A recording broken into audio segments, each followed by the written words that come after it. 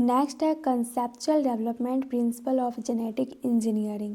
ए sexual reproduction preserve करके रखता है जेनेटिक इन्फॉर्मेशन को एंड सेक्सुअल रिप्रोडक्शन परमिट करता है वेरिएशन के लिए। इसलिए सेक्सुअल रिप्रोडक्शन बेनिफिशियल होता है ऑर्गेनिज्म के लिए भी एंड पॉपुलेशन के लिए भी। नेक्स्ट है ट्रेडिशनल हाइब्रिडाइजेशन।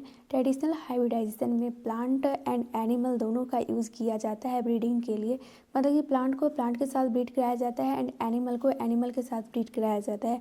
तो इससे जो डिजायरेबल जीन का तो मल्टीप्लिकेशन होता ही है, साथ में अनडिजायरेबल जीन का भी मल्टीप्लिकेशन होता है जो कि बेनिफिशियल नहीं रहता है। तो इसके लिए यूज़ किया गया जेनेटिक इंजीनियरिंग। जेनेटिक इंजीनियरिंग में इंक्लूड रहता है recombinant DNA, gene cloning and gene transfer. यहाँ पे डिजायरेबल जीन के साथ अनडिजायरेबल जीन का मल्टीप्लिकेशन इसलिए नहीं होता है क्योंकि यहाँ पे डिजायरेबल जीन को ही ट्रांसफ़र किया जाता है टारगेट ऑर्गेनिज्म में। नेक्स्ट है फैट डीएनए पीस। इसका सिंपल मीनिंग ये है कि जो डीएनए का पीस रहता है एलियन ऑर्गेनिज्म का, ये प्रोजेनी सेल में मल्टीप्लाई नहीं कर सकता है, बट इसी को जो रिसिपिएंट रहता है उसके जीनोम के साथ इंटीग्रेट कर दिया जाए तो ये मल्टीप्लाई करेगा होस्ट डीएनए के साथ।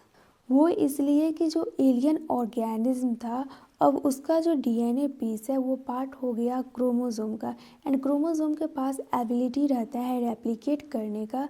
तो क्रोमोसोम के पास एक स्पेसिफिक डीएनए सीक्वेंस रहता है जिसको कि बोलते हैं ऑरिजिन ऑफ रेप्लिकेशन, जो कि रिस्पॉन्सिबल होता है रेप्लिकेशन को स्टार्ट करने के लिए। इसलिए अगर किसी भी एलियन पीस डीएनए को रेप्लिकेशन करना है, मल्टीप्लिकेशन करना है, तो उसको क्रोमोसोम का पार्ट होना ही पड़ेगा क्योंकि क्रोमोसोम पे ही स्पेसिफिक सीक्वेंस होता है जिसको कि बोलते हैं ऑरिजिन ऑफ रेप्लिकेशन।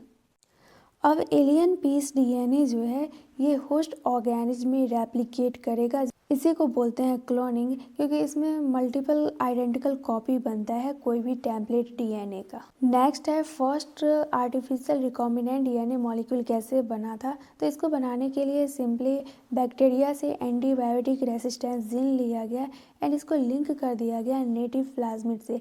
तो यहाँ पे जो प्लाज्मिड है ये लिया गया है सैलोमोनीला टाइफिमोरियम से। ये plasmid autonomously replicating circular extra chromosomal DNA है, बट इसमें एंटीबायोटिक रेसिस्टेंस जीन नहीं है।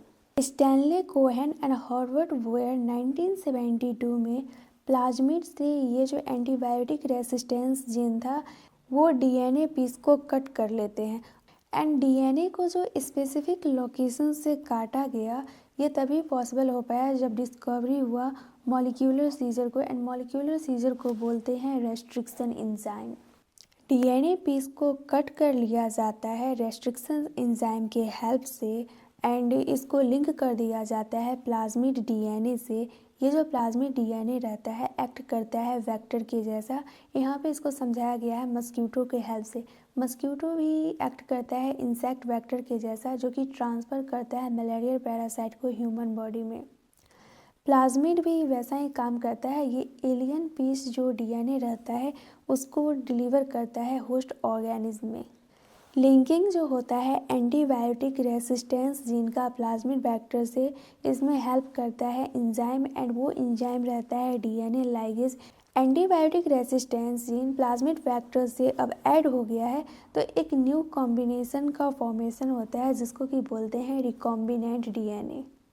अब जो ये रिकॉम्बिनेंट डीएनए है इसको ट्रांसफ़र कर दिया जाता है इश्चेरिया कोलाई में एंड ये जो इश्चेरिया कोलाई है ये क्लोजली रिलेटेड है सैलोमोनेला से। सैलोमोनेला भी बैक्टीरिया है एंड इश्चेरिया कोलाई भी बैक्टीरिया है।